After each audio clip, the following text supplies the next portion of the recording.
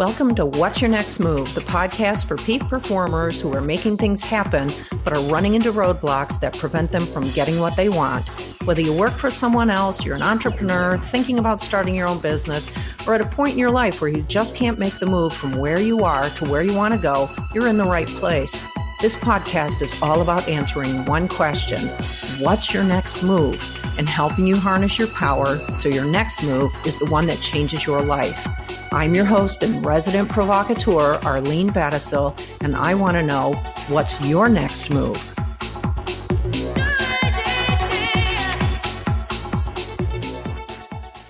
Hi there, I'm Arlene Battisil, your host and resident provocateur, and I am thrilled to have my wonderful friend, Elissa Ashwood, with me today. This is going to be a really special episode. Not that the others aren't, but this one is near and dear to my heart because Elissa is so special to me. And I'm just going to tell you a little bit about her background up front and then tell you how I came to meet her. And Elissa has served as an executive advisor to many major corporations. She was a VP of finance at CitiBank, a director of executive leadership programs at American Express. She was a consultant for McKinsey and Company and the CEO of the tech company Truly Accomplished. And she's advised some of the top performing companies and startups in the world to inspire higher performance and satisfaction. And I have to tell you that when I met Elissa, I met her at an event where she and I were going through a certification program. And me being, as cocksure as I am about everything in life, I walked in and I was going to own the place. And oh my God, Elissa wiped the floor with me. I have never been so impressed in my life at watching somebody go through a presentation after having been up 24 hours, which was the requirement of this program at this event.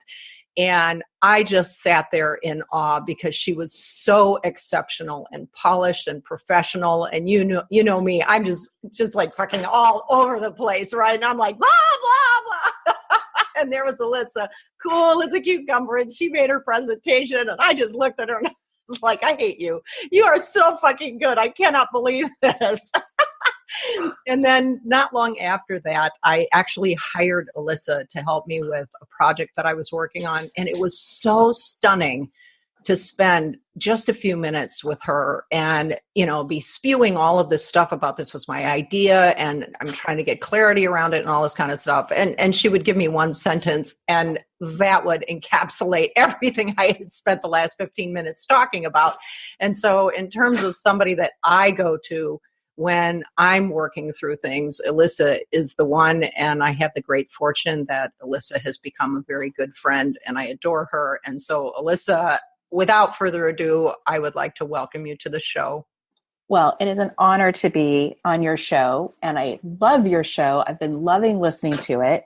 And what other people should know from what you just described, Arlene was the one who was able to practically bring the client to tears with self-reflection about why they were having some obstacles in their business. So if you want to talk about brilliant, I think you're in the right hands. Okay, I'm bowing to you. Thank you. So did I do justice to your bio? I think that was, I think the older I get, I'm always amazed to listen to my own bio and think, wow, that girl sounds pretty great. I haven't hung out with her in a while. It's been, life is a journey and you do different things in different parts of your career. Yeah, I have a college age daughter now, and I'm just thinking about what the heck do you advise someone who's 20 when you look back? Mm-hmm. Because there's almost no advice that you can give other than it's going to be a good life. You just have to believe that there are really good things all around you constantly. Just try to see them as you go. Mm-hmm. Absolutely. And I want to come back to that at some point in our conversation today, because I think what you just said is so vitally important. Can you share with our listeners what you're doing right now? Because, you do a lot of consulting and you mentor people. You're an author.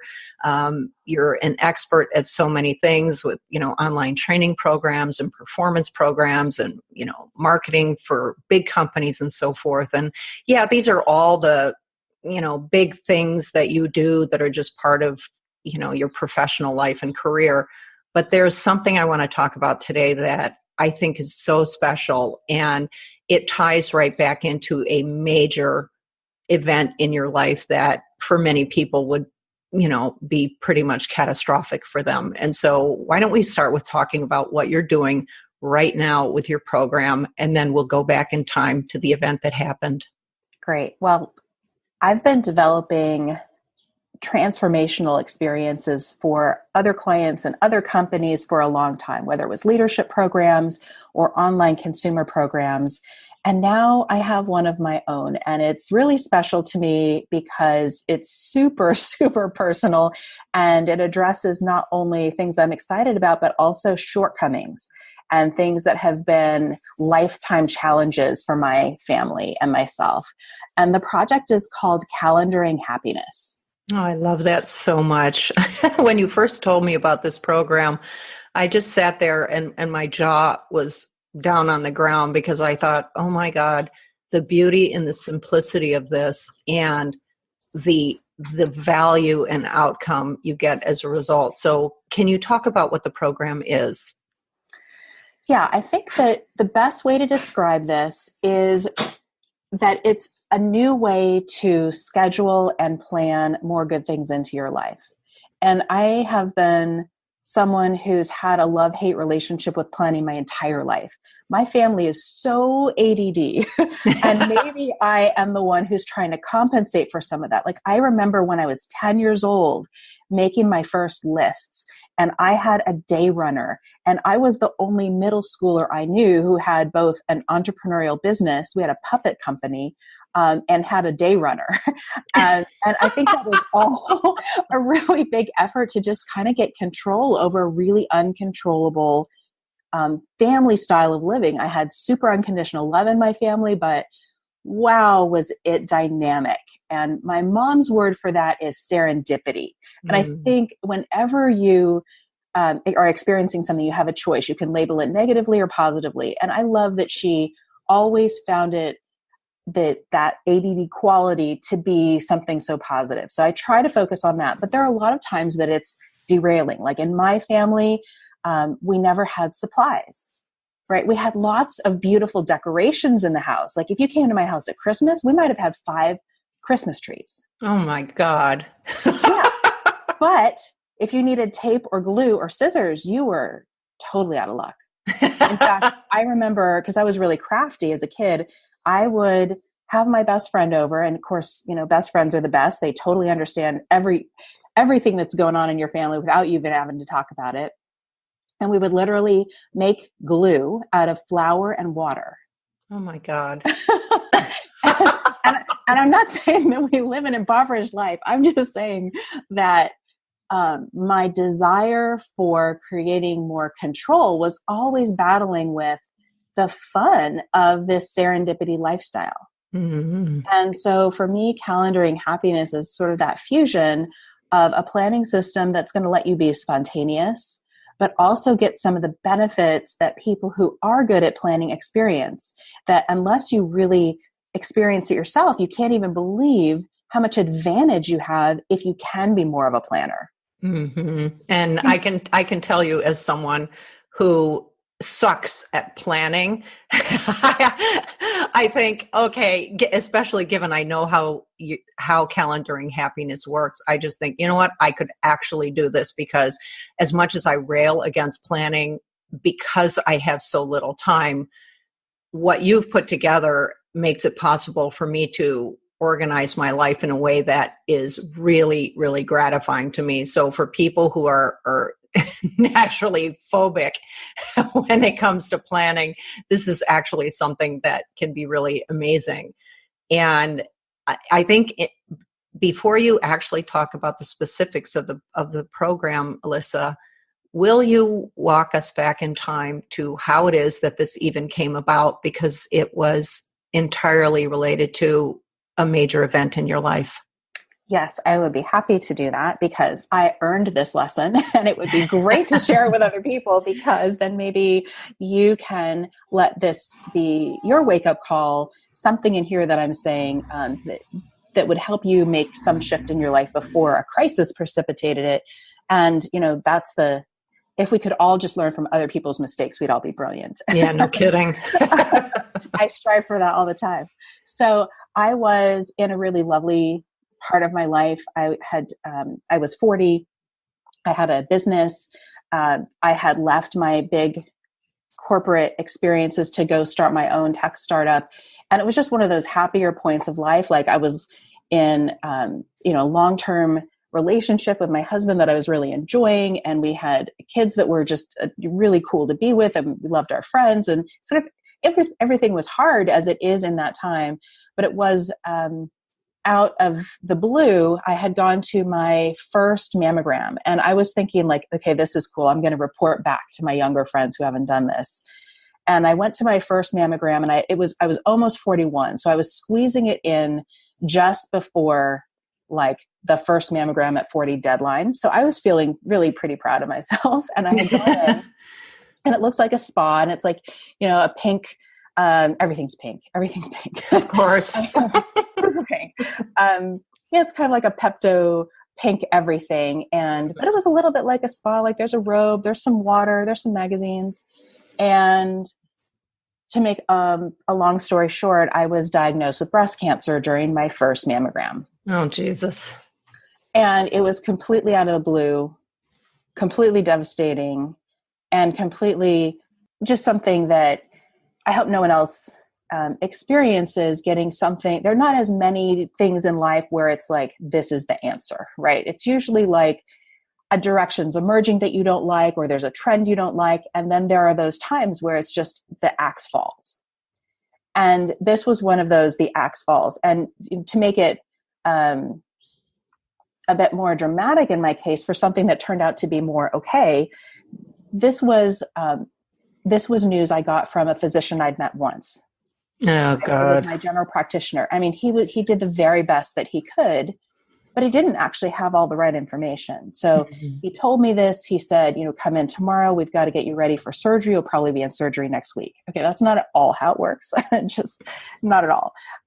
It's weeks before that happened. So I really did have the experience of confronting the end of life and then getting a second chance to keep living it. And now, Elissa, that was huge. May I ask you about that? Because, it seems that the one diagnosis that people get that is the most devastating is the diagnosis of cancer, because, we all understand the significance of it and the meaning. And were you really looking at your life in that moment where, I'm on the path to the end? I really thought it was, from the way it was communicated. So when you're diagnosed, you don't know what stage it is. Right. At least in some other situations you might, but in this case, with that level of urgency, you're going to be in surgery next week. That's like maybe game over. Right. Yeah. And so that was why I thought it was that, and why I got to experience the full gamut of reviewing my life. Like they talk about, like you get the whole reel of your life goes past your eyes. Is that what happened in that moment? 100%. 100%. And I was by myself, and I had received the phone call. I was in my office. My husband was actually teaching health economics at Carnegie Mellon. And the week I was diagnosed, he was doing lectures on how we have to decide as a country what to pay for, and how statistically we shouldn't be doing mammograms for women under 50. Literally the lecture he was giving when I was diagnosed at 40, the mammogram that saved my life. So that's the, personal, things look different on an individual scale than at scale. Right. Yeah. And now, did you get this diagnosis over the phone, or did it happen right while you were in the mammogram? No, he wanted me to come back into the office, but the minute that he called me, it was obvious to me what the news was. And I was in a place where I was by myself. I just told him, tell me now. And so that's why I had that opportunity to be sitting there to think about it. And what I realized was I wouldn't have changed anything in my life other than I just felt like I blew it by working too much on the tasks of life and not doing more of the fun stuff and not doing more of the beautiful stuff in life. It was literally my only regret. And was that because obviously from my describing your background and your professional life, it sounds like you were on this career path that was all about climbing the corporate ladder and, reaching higher and higher and higher levels. And obviously when you work like that, you're working all the time and you're raising a family and you have a primary relationship in your life. And it's just, you're gutting it out in life on the way somewhere in your career. Is that what you felt had happened for you? The irony is that I never felt like I was gutting my way through it. Mm-hmm. And I loved working in pretty much every setting that I worked. Mm-hmm. And having been an entrepreneur for a few years, I realized there's no way I could blame my work style on anyone else I worked for. I was my hardest boss. I'm fond of saying I work like a Klingon, and that is not going to change. Mm-hmm. So you knew that about yourself.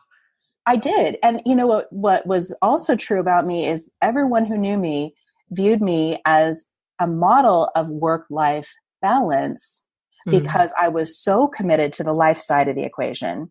And yeah, I worked a ton of hours or I put in a ton of work, but I was also super passionate about, I baked the cookies for the bake sale. I took the day off to be where I needed to be. I really did those things. Mm-hmm. And even then, I still felt like, why did I care that the dishes were washed if it meant I couldn't read a novel? Mm-hmm. It wasn't so much things that other people were imposing on me. It was purely my own self-management, my own choices. And I also, in that moment, realized that in the end, there's this weird combination of you care what you've done for other people, but you suddenly realize how very much singular being you are. And anything that you didn't do that filled up your own soul at the expense, at your soul's expense to do a bunch of this other stuff, it doesn't sit very well.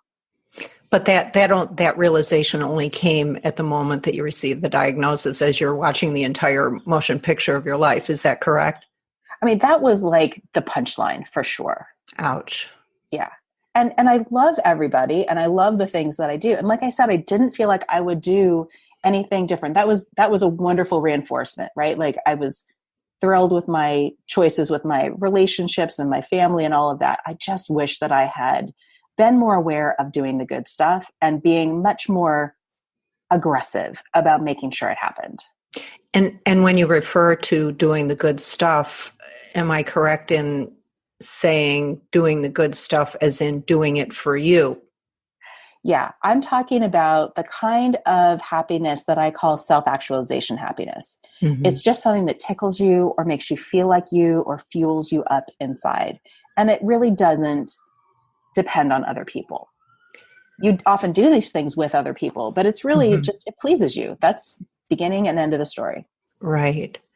And do you think that because your life was made up so much of everything that you were doing externally, taking care of your family, the relationship with your husband, the work that you clearly loved doing, I'm assuming you never had a moment during that time where you were thinking about what can I do for me? Because you obviously were having a very rich and fulfilling life and didn't feel a need at that point for these things that were very much focused on yourself. Is that correct? I'd say yes, but with a caveat. So you heard about my growing up, 5 Christmas trees. So clearly people who are more spontaneous know how to party better than other people. And I don't mean party in the sense of abusing stuff. I just, I think we always had lovely things going on and a good time. Mm-hmm. I grew up with the influence of my grandparents who came out of the Depression. And my grandfather who got a geology degree and became a builder with his brothers and had a lot of success in becoming a development company. They got to the point where they could go to Vegas and watch Elvis Presley. And that's what they did with their money. Mm-hmm. But he was someone who was profoundly grateful for everything. So of all the things that he could do in life, he would come home from the restaurant supply company with a 10-pound can of peaches like he had won the damn lottery. Abundance. And that stuck for me. That stuck my whole life. It's like, he's like, can you believe it? Look at these gorgeous peaches. And for me, that was such a big influence that no matter what was going on, I really was looking for those things, which is why I was so pissed when my analysis was like, dang it, I still didn't do it enough. Wow. Well, you know, I find this story about the peaches really compelling because in everything that he had going on in his life, he actually had the ability to stop for just one moment and recognize and appreciate this really super simple thing because he thought to stop and take that moment. It was important to him to stop and take that moment. And do you feel at that point in your life prior to the diagnosis that you had that same mindset where you were going to be deliberate about and mindful about stopping and taking that moment? You know, I think that's where the tension between having drive and being spontaneous comes in, because for me, a lot of the outcomes I wanted were the product of hard work. Mm-hmm. And so I felt like if I did the work part first, that I would have the life part later. But I never doubted that I would have the life part later until that became maybe not the case. So you're going along in life and you have this idea of what your life is going to look like because of how you go about doing things in your life. And as you just said, you were confident that you would have the life part later. Why wasn't it important to you during the pre-diagnosis period of your life to have the life part? I guess because I was so busy liking what I was doing. Mm-hmm. You know, it was not about life. It was always full. And I think that as you get older, one of the things that happens is you get more clear about what things you're doing because they're inherently valuable to you, and which things you are doing as a strategy to get what's valuable to you. Oh my God. Becoming better at meeting your own needs, right? You know what? Can you say that again? Because that is so fucking brilliant. Because I mean, my head just about exploded when you just said that. So walk me through that. So I think we spend a lot of time, particularly in the first half of our lives, doing things that we believe will get other people to give us the thing we want in the first place. Mm-hmm. And I think as we get older, we realize we can just go directly and get that thing ourselves for ourselves. So we end up doing projects and having experiences that just get us that thing directly. Like, I'm all about the sure thing. It's not really fun to have something that is a deep need in yourself that you feel like you only have a maybe chance of getting it. Maybe they're going to recognize you at work. Maybe somebody's going to give you the security you're wanting. Maybe somebody's going to love you. And I think it becomes more clear to you as you get older that there are more and more strategies to help you get the things that you really need, that make you feel the way you want to feel, that don't necessarily depend on other people, which doesn't mean you're not connected to other people or that you're not interdependent. But when you come to someone needy versus you come to someone full, there's a big difference in everything about that interaction, whether it's a personal relationship or work relationship. Mm-hmm. Wow. You never cease to give me things to think about, Elissa. I'm just sitting here and I really feel like my head is exploding because I think that that's something that happens to people. And one of the things I was going to ask you about this was, what do you think it is about the passing of time for people and the age at which this realization comes to them? Because to your point about when we're younger, we operate in a certain way and we are seeking the things that we want in life from or through other people. And it creates a tremendous amount of frustration among people or for all of us as we're going through that stage in life. And, you know, certainly it can come, you know, the shift over into providing those things for ourselves and coming to another person full instead of needy.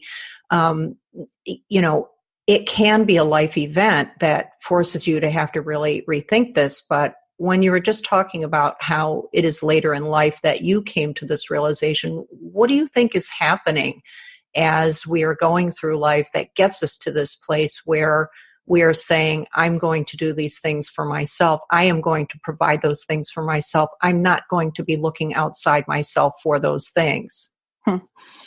Well, if I were going to give it a name, I mean, I think it's sort of like the little red hen phenomenon, right? At some point you realize if you want to eat the bread, it's probably a good idea to go grow the wheat, grind it up, bake the bread, sit down.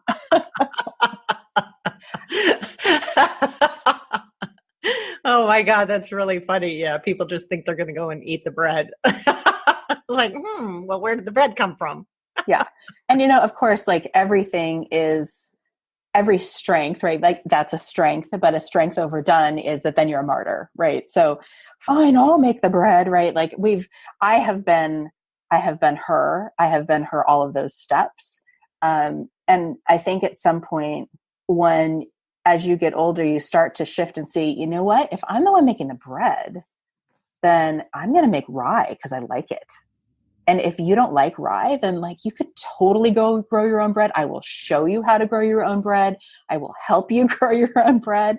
So I think that the empowerment comes when you realize that you are capable of getting your needs met. And I think it's related to something else, which is that for most of us, we have no idea. Well, that's probably not fair. We have 50% no idea what need we're trying to fill.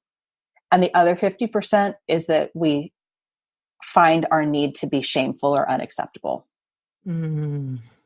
And I think that when you realize that, here's an example. So if you have something that you really need, the things that we need are kind of universal across people, right? Like, so if I need to feel safe, and if I'm unaware that that's really what I need, I might be like surface level, like, whew, this is like stressful time. So you're kind of aware that you just want something chill, right?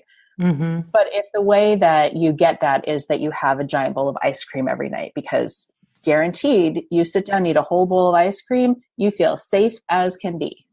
Mm-hmm. And eating a whole bowl of ice cream every night may not be the thing that serves you. So I would say, there are things that we do to try to feel the way that we want to feel that are not very helpful for us. They're so destructive, right? You could put drugs, drinking, bad relationships, all of those things in that category, just stuff it works up to a degree. But if I were to say to you, like, girlfriend, eating a giant bowl of ice cream every night, not your best move, you'd be pissed. Mm-hmm. And I would have a battle trying to pry it from your fingers because now I'm trying to take away your safety. Mm.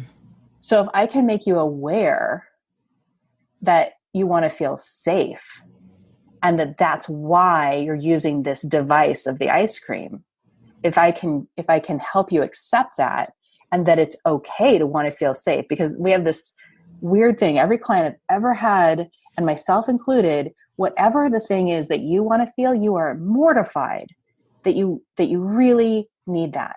And you feel so self-blaming that you haven't been able to get it in the past, no matter how hard you've tried.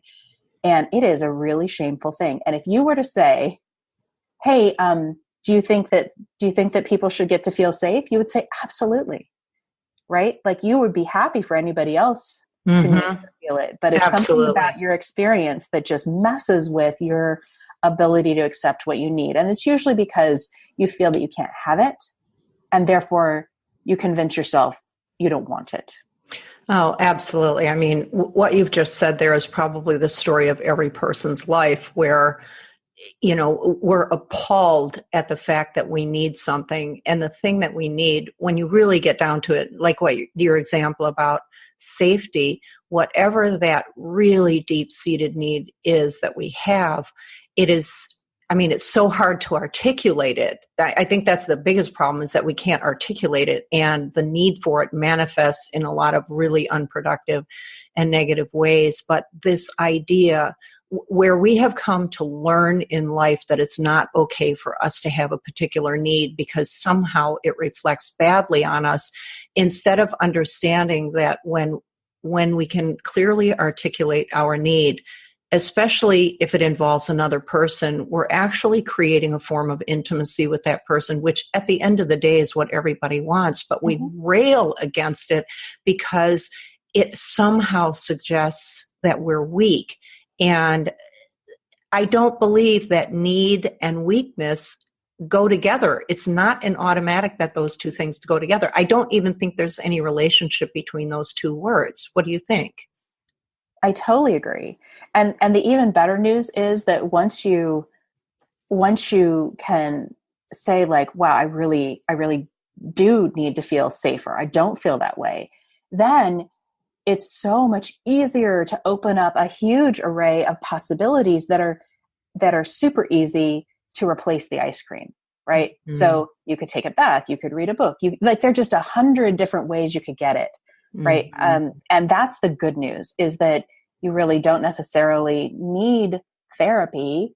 I believe in therapy. I think therapy is awesome. But if all you need is really a better strategy for how to get that one thing you need, it doesn't have to be a huge self-reflection exercise. It can be actually super tactical and fun and a creative exercise, like, oh, guess I need some more of that. Where am I going to get that? And you start looking at, okay, fine. I'm going to give myself the safest day that I possibly can. And you look through every part of your day and you're like, okay, what's going to make me feel safer? That's also going to make me feel good. And you could think about, I'm going to wear these amazing comfy shoes. I'm going to wear my super comfy conference pants, right? Whatever you're doing, you can layer in that goal, and it really can transform everything you're doing to the point where you meet that need. And then what's funny is once you meet the need, it has lost its big hold on you. Oh, absolutely. There's no question about it. And, it's not unlike going back to what you said about your grandfather and the peaches, and how he took that one moment to recognize that this was something that he thoroughly enjoyed. It was something he wanted and needed, and he went out and got it, and he just celebrated the fact that he had that. And then when you're talking about present day for you and for all of us, that the power in acknowledging our need is so enormous, because if we work toward the meeting of a very important need that we have in the way that we go about meeting all of our other needs in life and don't think twice about it. But if we were to really recognize, okay, what is it that I most need? I most need to feel safe in life, in the example that you've just given, that if you actually met that need, all of a sudden your whole life is transformed, because you are no longer spending, an inordinate amount of energy trying to meet a need that you haven't been able to articulate, that is manifesting itself in so many negative ways. And when you do those things, like you say, this layering of the number of things that you might do in a given day that create that sense of safety for you, you go out into the world, in the world of your life, in a way where you are free. You are actually free, and you are now freed up to manage the rest of your life. Would you agree? Absolutely. Yeah, absolutely. And on top of it, you realize there are some things that you are doing that you're only doing to get that one feeling. I mentioned feeling safe. It might be that you want to feel smart, right? You want to feel, the more of these I name, the more anybody listening, we're going to find one that's going to just like shut you down and make you cringe. But because that's how these work, right? They're very, very powerful. But let's say you want to feel smart. And so you are going to employer after employer, and you're setting yourself up these very long career paths to achieve some milestone so that you will finally feel that way. You don't know that that's what you're trying to feel, but like, that's a hell of a lot of work. Mm-hmm. It's like trying to climb an entire mountain foot by foot when there's maybe an elevator right there next to you. And there's merit. You get great things along the way, just like the, analogy. If you walk somewhere, you're going to see things along the road you're not going to see if you drive. So I'm not saying your time is wasted, but I think that as you get older, if you're lucky, if you meet people who have figured more of this out, you see what they're doing and you go, hey, wait a minute, I think there's a shortcut. I think there's a better way for me to get my needs met. And I think for me, with with the cancer, part of the way that I can feel really confident to tell you that this is true is that when I was diagnosed and after that very first, experience, so now it's like maybe 30 days later, I've had surgery. I know my staging. I know it's pretty good. And I know I'm not going to be gone in 6 months, right? That's not the path. I don't know the rest, but I know that I have at least a little bit of time. And so I'm looking in my closet the day before, a few days before radiation, and I'm thinking, now I'm in a better mood. Like, okay, well, what does one wear to radiation? And I'm starting to think about like, how am I going to deal with this? And I don't want it to be all about cancer. I do want my life to be about life, especially if it's going to be short. Geez. And if it's going to be long, like even better, why not have a happier life? And so I'm asking myself this, and my inner smart aleck is like, well, you don't wear a party dress. And of course, then my inner rebel kicks in and is like, why not? Like, did you just dare me? So you're having this internal dialogue around what would make you feel better going through, something that was going to be fairly stressful for you. You already come out of 30 days of the stress and reconciling yourself to that. You've now received this information that was so not your plan for life.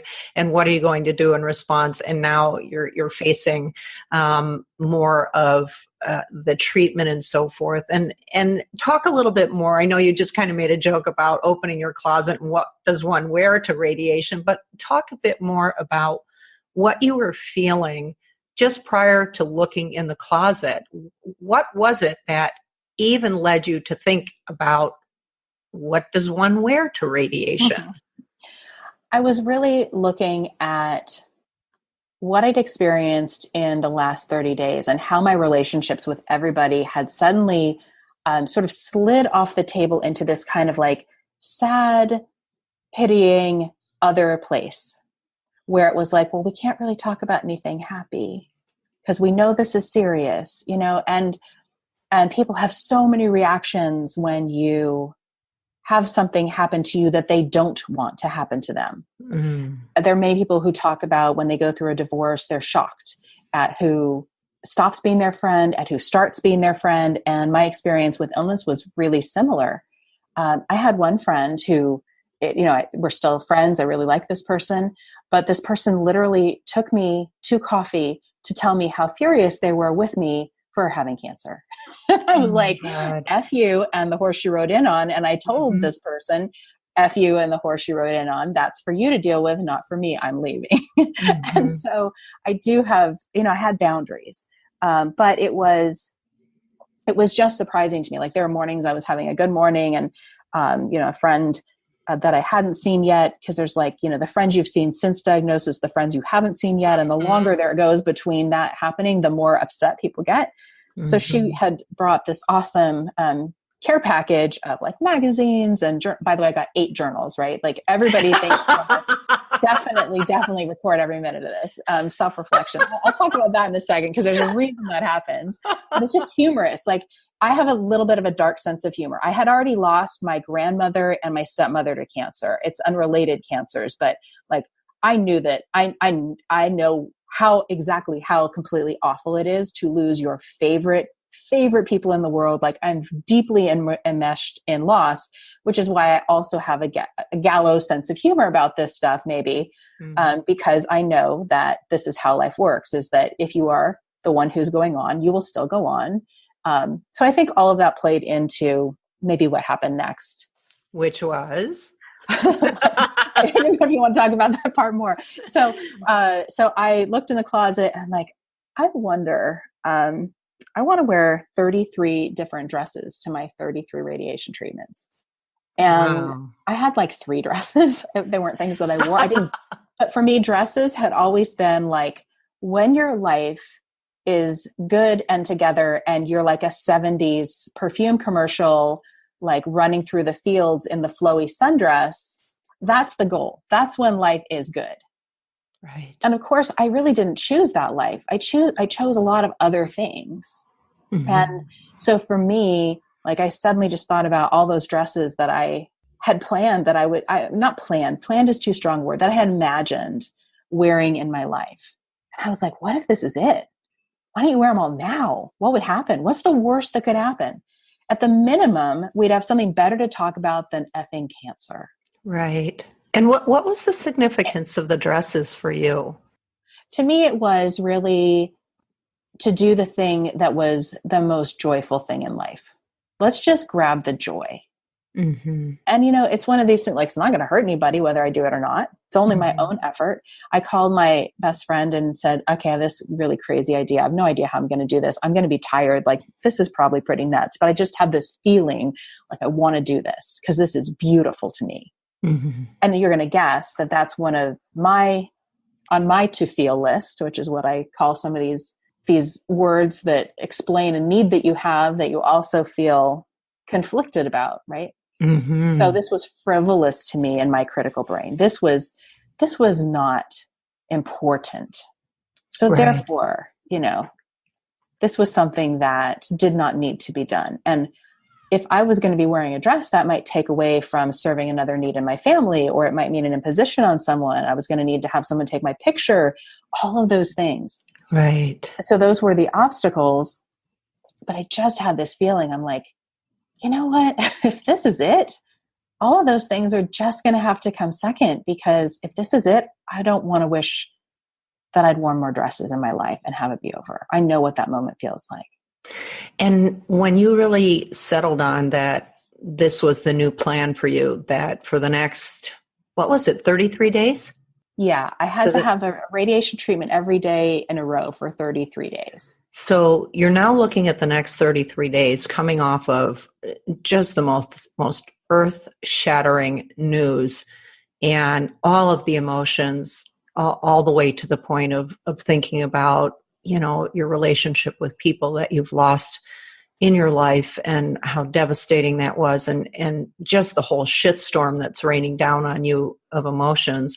And now you look forward and you say, this is one thing that I have control over. I am going to approach this head on, and I'm going to do it with joy, and I'm going to do it with things that make me feel good. Now, I know there's a part of this story that takes us forward, which sort of lays out everything that happens next. And that was, you decided that you were just going to start posting things on Facebook about this journey. Talk to me about what happened after you did that. So I called my best friend and I said, okay, this is crazy. I want to do this, right? And she's like, it's not that crazy. It sounds really fun. Go to the Goodwill. The dresses are $6 there. You can donate them back when you're done. I'll do it with you. Which is 100%. If you have a friend in your life, that is always the right answer. I'll do it with you. That's crazy. I'll do it with you. And once you make these kind of decisions, a certain kind of momentum happens. And I think everybody was so relieved to just not to have to stay in that sadder, more discouraged place, that I think it energized other people too, or at least in my immediate circle. And so a friend put up a website for me so that I could post. And then... Oh, wait, this is the other form of your journal, right? Right. You got 8 physical journals. And journal. Yeah, you're right. You're right. So it goes to show that there is just this universal need when something happens to you that is a crisis. I think what happens is that instead of doing like we've been taught, like I talk about Maslow's pyramid, and you're going along and you meet all your needs for breathing and then safety and love and belonging and self-esteem. And finally, you're supposed to get to self-actualization, only all that other stuff takes so much time that you kind of don't get to self-actualization very often. And when you get there, like something goes wrong somewhere else in the pyramid, you're sliding back down. It's a freaking hateful pyramid, I tell you. I've come to really dislike it. And I think what happens when you go through a crisis of your own, or, I felt this way when Prince died. Sometimes something happens. And what I believe happens inside of you is that the pyramid flips over. Yeah. And you go straight to self-actualization happing. What a great point. That's really compelling to think about, that it just catapults you there. There's nothing to go through. There's nothing to think about. You are just in that moment. Yeah, absolutely. And I think then so I started wearing these dresses, and I knew that my friend was going to do it with me, but I didn't know that other people were going to start doing it too. So I started doing this, and other people surprised me by wearing dresses or using their grandmother's china, or just bringing in all these gorgeous things, having dinner out on the porch with a candle. And it became something way beyond anything I had ever hoped to experience. It was truly the most inspirational thing I've ever experienced, that I put myself out there that one little bit by wearing the dress, by doing that one thing. And then all these other people, first people that were my closest circle, and then friends of theirs. And then it even, got out to strangers, people I hadn't met that became more friends. And as I was going through this, seeing all those pictures, I mean, honestly, you just could not stay sad. Right. And these were things that people were posting on Facebook in response to what you were posting. And these were people you didn't even know. I mean, most of them, to start out with, were all people that I knew. But then you see your friend is posting wearing a dress and doing this other thing and doing this other thing that's really cool and happy. And you're like, what are you doing? And that's how it kind of spread to be this little bit of a movement. And we said, break out the good stuff. Why are we always waiting for a more special occasion? And that leads you to calendaring happiness, because I know that phrase. I try to say it for myself. It's like a tagline for you. Yeah, a life tagline. It is kind of a life tagline. And part of why it's a life tagline is that something happened as I was going through that really brought it to focus for me. And that was that a friend of mine, Donna, who I had not been in touch with since middle school. I mean, completely lost touch with her, but she saw this through friends of friends, and she started doing it. And she said, you have reconnected us to the part of ourselves that we had forgotten is worth celebrating. Oh my God. That is so beautiful. Yeah. And when I heard that, that really became a purpose for me with this work, to realize it was a body of work that, I mean, I knew I feel like it saved my life, because there's a lot of evidence that having a positive affect and well-being and support really does change your chemistry and allows everything else you're doing to work really well. So I was 100% sure that being loved in this way really helped me. But what was really surprising to me was that it was the act of doing these self-actualizing happiness things. It was having such a big effect in other people's lives. And that's really where I started to realize there was something big. But of course, I was like freaking going through cancer, so I couldn't do too much with it at the time. And then as I got through it, a really surprising thing happened, which was I feel like I lost a lot of that magic. I sort of like turned back to normal life. And I found it really difficult to fit in things that were as serendipitous as wearing a dress. And that's really where calendaring happiness came from, was just the synthesis of all of that, of having not only been raised in more of an ADD home, but then seeing it in my children and seeing like, how are we going to get the kind of planning in life that works for our style, but also guarantees that we're going to get to wear the dresses. Wow. Again, my head is exploding from all of this, because it's so rich in everything that you've said and in the experience that you've had, and that you then, come back into your life that you had prior to the diagnosis, prior to all of what happened thereafter. And now you're confronting with the reality of what it means to just go about your business every day in life. But then you decided to do something with that because of recognizing how vitally important it was to you, what you had experienced, where you were injecting these moments of happiness. You were deliberate about creating those moments of happiness in your day, and the impact that has on the people around you. And so walk me through the point at which you decided, I need to do something with this. I need to make this be something that I can share with the world, to share with people who are really struggling in the same way you were, of trying to figure out I always like to say, how do you put yourself back into the equation of your life, especially for women who, are in relationships and are raising children, or are raising children as a single parent, or are taking care of elderly parents, or all of the things that go on for women where there is no time, and they will sacrifice themselves and their time and their own happiness for the benefit of those around them that they love and care for and are responsible for. And your whole approach was, yeah, that's all fine and good, but I will still be part of this as well. Not as a matter of being defiant, but rather as a means of saying, it is important that my happiness is as part of this too, because when you're happy, everybody else is happy. And so talk to me about how you decided you were actually going to turn this into something real that you could share with other people and turn it into a business for yourself. Well, I think the foundation of it is realizing that getting that little piece of self-actualization, happiness, is such a tremendous source of fuel to be able to do everything else. For sure. Gave me the justification.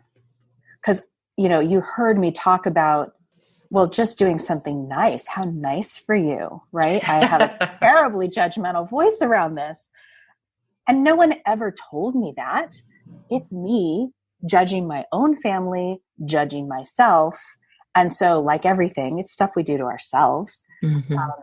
But I realized that if you picture that Maslow pyramid turned upside down, if you have that little piece of happiness inside, it's much, much easier to go up the ladder that way. Like if you start with that little fire inside of you, then it's much easier to have higher self-esteem. And when you have higher self-esteem, it's much easier to reach out to other people and have love and belonging. And when you have love and belonging, it's much easier to do better work or have better health or take better care of yourself so you're safer and your well-being's great. So for me, I realized that this was actually super practical, that sometimes the most practical thing I can do is read a chapter of a historical romance novel. And if that was true for me, and if the things that we were talking about could be really unobtrusive, meaning I really feel that equation between anything I do for me must mean it's something I don't do for my family.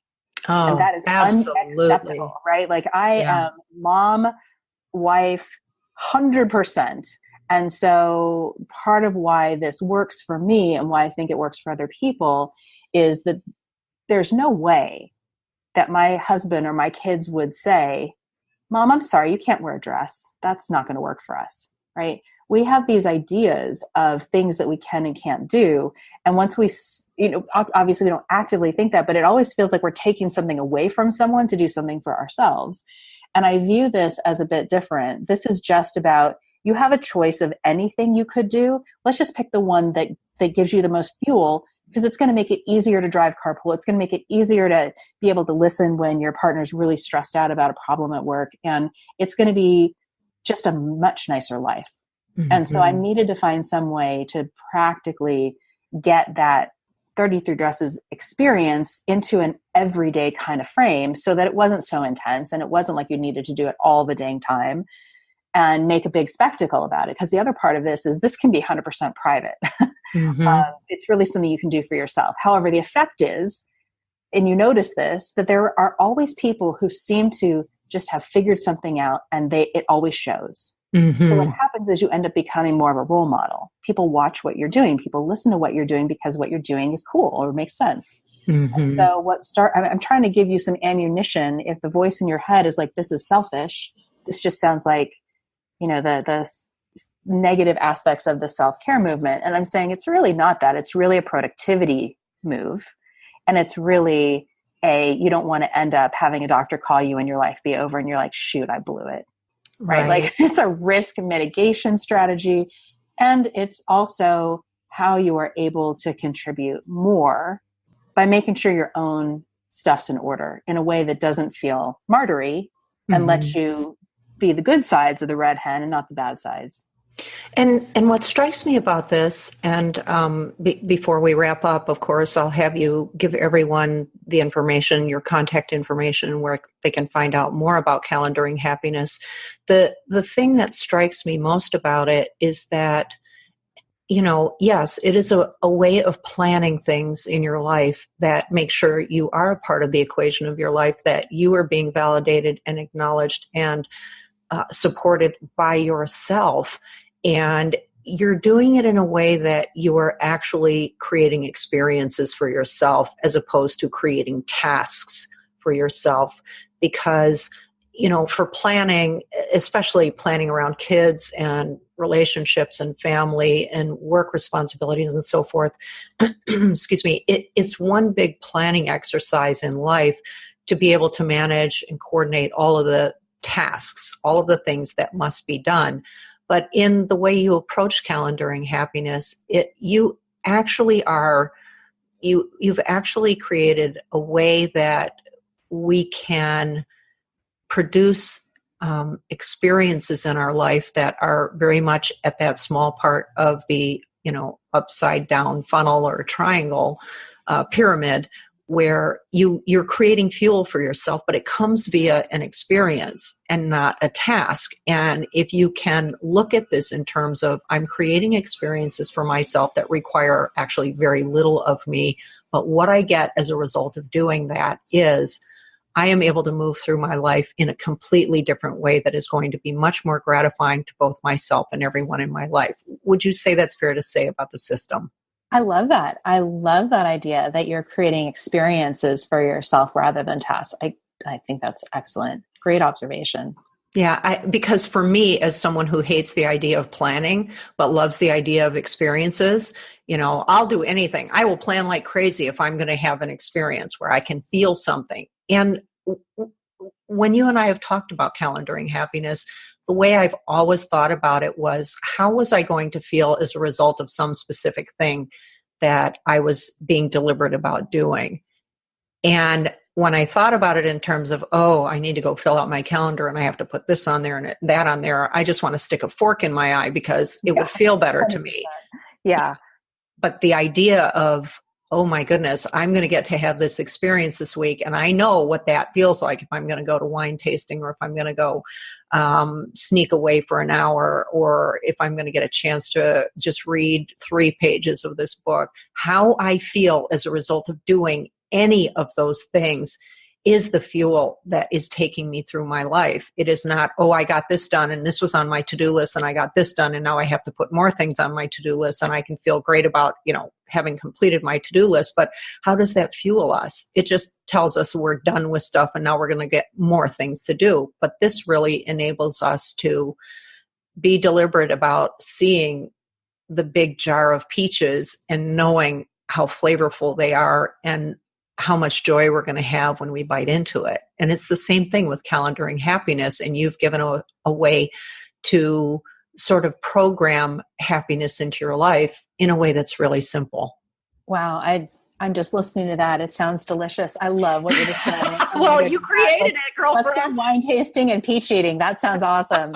Right. And I think that's like, you're making the point. I'm experiencing it back, as you're reflecting it back. And I hope if you're listening, you can experience that too. Like, that's the deal, man. Yeah. Like at the end of your life, you're going to wish you ate the peaches and wore the dresses. Yeah. So don't regret it. Let's just, the hacking part. I feel like, honestly, my 20 years of organization redesign and strategy and finance and all of that, I laugh when I say, okay, I've now applied it to how do you drive carpool, but it's really true.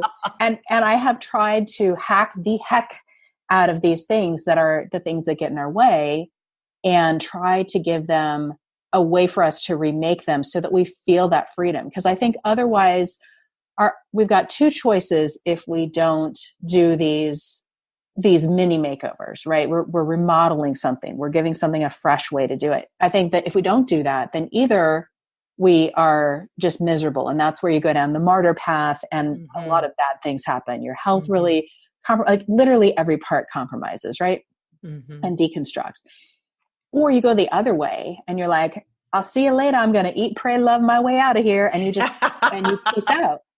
And, if you're a responsible person, piecing out sucks, because if you even if you do that, you're going to really suffer. Yeah. And I think you're going to suffer on the other path too. So to me, this is the way I'm willing to do it. Yeah. I'm not willing to not experience the good things in life. And I'm not willing to not contribute to the good things in life for the people I love. And so this to me, that's where I've landed on it. And I think one of the things you talked about, this being a business, this is, in some ways it's a movement. In some ways it's a personal project, and in some ways it's a business.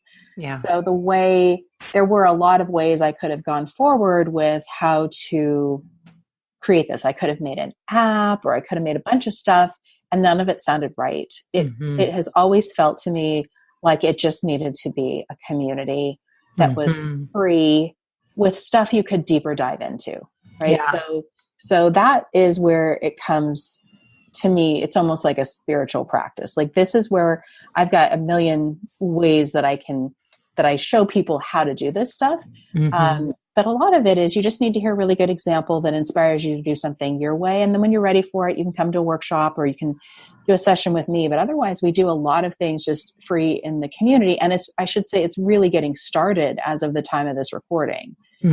So I hope that we'll be able to check back in and tell some stories a year from now of some of the things that people have been able to achieve that are different than they thought they were on track for. Because I think that's kind of the deal. You change your big outcomes of your life with these little tiny changes in your everyday trajectory. Oh, if that isn't, truer words have never been spoken. I would love to have you come back, because I, of course, whenever you and I have a conversation, have 1,000 more questions, because everything that you say, is so rich and contains so much for us to think about. And it's one of the reasons I so value our relationship, because I walk away from every single conversation with more things to think about, and of course, a million more questions. And so it would be just really delightful to have you come back and talk about the further progress of what's happening. And as we're coming to the end, Elissa, if you were to, think about people who are finding themselves in a similar situation, or really struggling, or just, kind of adrift because of the major events that happen in their lives and are despairing a bit, would you have any words of encouragement or advice for them so that they're able to figure out what their next move is? I am reminded, as you're saying that, of this idea that the way that you pick a cactus fruit, cactus that have all these spines all over it. If you approach a cactus gently, you're going to get all the spikes in you. And if you grab it, you actually get punctured less. And I think that what changed the cancer situation for me, no matter whether I was going to die or not, because I really didn't know that part. I still don't know that, of course. But I mean, at the moment, I didn't know how imminent that was taking charge of it and deciding that I was going to decide how I wanted my part of it to go. And I truly intentionally changed the focus, like literally, 90-degree shift in what I was talking about with people day to day. And I gave us something to focus on that was something I wanted to focus on. And that's different than denial, I think, because I wasn't denying it was happening. I think of it as happiness math. So I guess I would say in advice, here's my thought for you to try to give you a reason to feel like it's okay to invest in doing something nice, even when you're doing something difficult. If you are guaranteed to have 100% horrible day, then if you can inject something that is that kind of self-actualization happiness for you, if you can get just 10% of your day that is uplifting, then forget about any of these bigger benefits that I've talked about. You now have made it only possible to have 90% of your day suck. So you have made the bad stuff easier. Yeah, so true. It really is the happiness math. That's so magnificent, Elissa. I just want to say one thing for our listeners. If you go to Elissa's website, it's elissaashwood.com, and you go to the About page, and I'm assuming this is still the case, Elissa, unless you've changed your website, there is absolutely the most magnificent video. It's only 2 minutes long, but I've watched this video, I don't know, probably 20 times already, because it is so magnificent, because it is this entire story in 2 minutes. And it was beautifully produced. It's just a marvelous 2-minute video that will leave you crying and laughing and smiling all at the same time in 2 minutes. And I would encourage you to go take a look at it and to check out Elissa and Calendaring Happiness. Elissa, can you share with our listeners where they can find you in all the places you are? Well, I'll try to be where you like to be.